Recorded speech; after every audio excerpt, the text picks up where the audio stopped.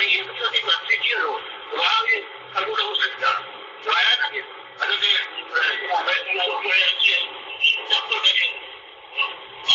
ماں باپ کے پیچھے ان کے بھائی آگے گیا انہوں نے کیا کیا ابو لوگ وہ اللہ کے لیے بیٹھے میں وہ گرے ہیں پیچھے ماں باپ نے بھی ایسا کیا اور وہ شخص بن گئی اس عمرے کا تو کبھی یہ مانے ہوتے یہ مطلب نہیں انہوں نے کیا عادت ہے تو بلکہ لوگوں کے رنگے جو ہے وہ اللہ کے لیے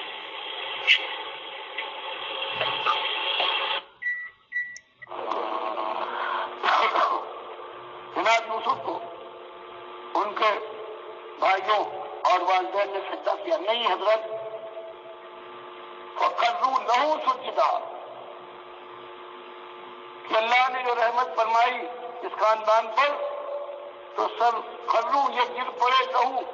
کی ضمیر اللہ کے لیے اللہ کے لیے سجدے پڑے اور جن کا ایمان صحیح نہیں ہے وہ کہتے ہیں کہ ہم کو بھی ہمارے لیے شاگرد سجدہ کرے اس کے لیے تفسیر یہ کر دیتے ہیں کہ حضرت یوسف کو سجدہ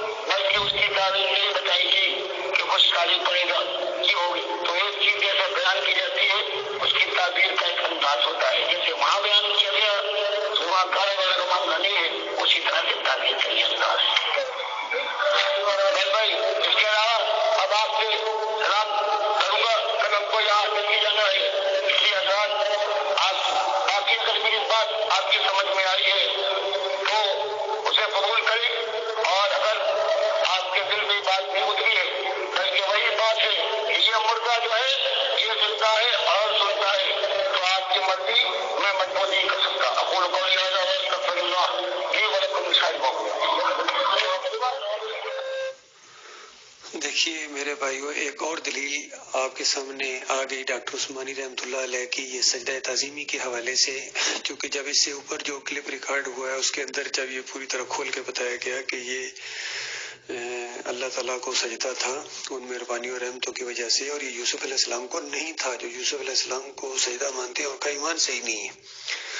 تو پھر کسی نے ذرا گفتگو کرنے کی کوشش کی تو ڈاکٹر صاحب نے ایک اور دلیل دی کہ دیکھو وہاں جو دبلی گائیں موٹی گایوں کو کھا رہی ہیں تو یہ ایک انداز ہوتا ہے تعویل کا، اس کا یہ مطلب نہیں کہ وہاں وہ موٹی گائیں اور وہ تھیں، یہ ایک انداز ہوتا ہے، اس کی تعبیر ہوتی ہے۔ بالکل اسی طریقے سے وہاں تعظیم کا وہ انداز ہے،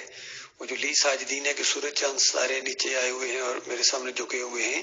وہ تعظیم کا ایک انداز ہے ڈاکٹر صاحب کہہ رہے ہیں۔ اور پھر ظاہری بات ہے 6 نمبر آیت کے اندر جو یعقوب علیہ السلام کے الفاظ میں اللہ تعالیٰ نے وہ تعبیر بتا دی، تعویل بتا دی، اور وہ ساری حرف حرف جو سچی ثابت ہو گئی،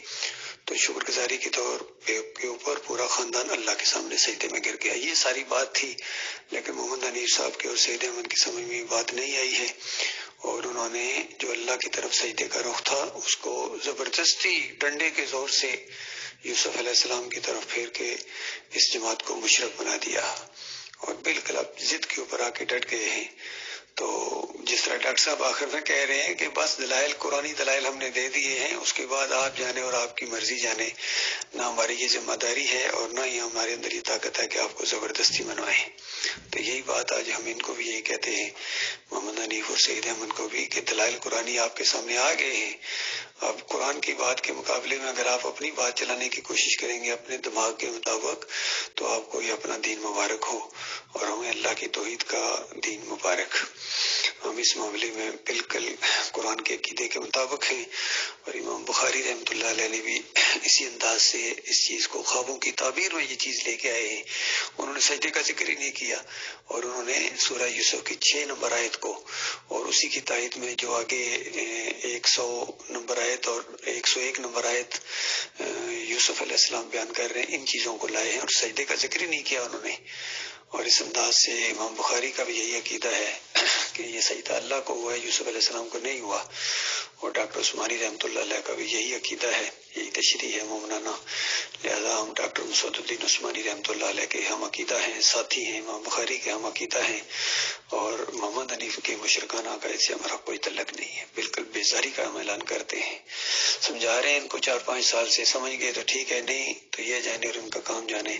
اور ان کے جتنے بھی پیروکار ہیں سارے ہمیشہ کی آگ کے اندر ان کے ساتھ رہیں گے، اللہ یہ کہ توبہ کریں۔